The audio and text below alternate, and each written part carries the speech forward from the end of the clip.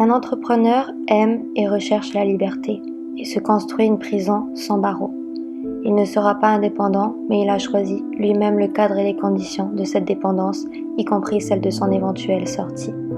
Cette narration est basée sur l'analyse du travail de session. Dans le respect des règles éthiques, l'entrepreneur interviewé a été anonymisé. Cher interlocuteur, ce pitch n'a pas pour intention d'être vendeur. Il se concentre sur la quête de sens. Mon but est de vous conduire à découvrir et formuler les vérités que vous avez en vous. De moi, Eléa, étudiante dans le cours de culture entrepreneuriale, à vous, entrepreneurs de demain. L'entrepreneur interviewé est unique. Il est jeune, étranger et innovant. Il a créé son entreprise de photographie immobilière et est passionné par ce domaine. Et vous avez peur de vous lancer en affaires, de vous jeter à l'eau? Mais n'êtes-vous pas plus préoccupé de ne pas échouer plutôt que de réussir? J'attends de votre part cet engagement. Réfléchissez et prenez du recul pour travailler sur votre savoir-être entrepreneurial.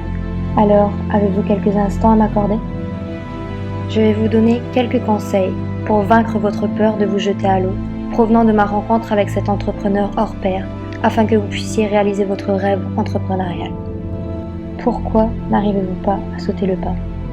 L'échec a hérité d'une connotation négative. 45% déclarent avoir perçu des opportunités, mais ont eu peur de s'engager dans l'entrepreneuriat. Et si on dédramatisait l'échec? Et si on valorisait la culture de l'essai-erreur? Car le succès ne peut être atteint qu'après une succession d'échecs et d'introspection. Voici un exemple qui déconstruit ce mythe de réussir à tout prix. L'entrepreneur en question a à son actif de nombreux échecs. Il a essayé encore et encore de nombreux projets en vain. En s'entraînant à savoir échouer, il a su en tirer un apprentissage. Et grâce à l'échec, il possède une meilleure probabilité de pérennité et de croissance pour son entreprise actuelle. Il a su faire preuve d'humilité. Surtout, il n'a pas oublié pourquoi il avait échoué. Mais comment résoudre votre problème? Ayez la capacité de vous poser les bonnes questions. Quel apprentissage pouvez-vous tirer de chacun de vos échecs à l'égard de votre parcours au quotidien?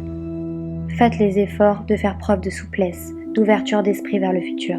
Donnez du sens à votre échec, retrouvez l'estime de vous-même et allez chercher de l'aide. 70% des entrepreneurs ne visent pas la croissance. La majorité veut simplement faire ce qu'ils aiment.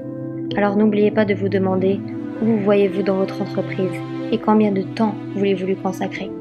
Alors, rappelez-vous de cette chose.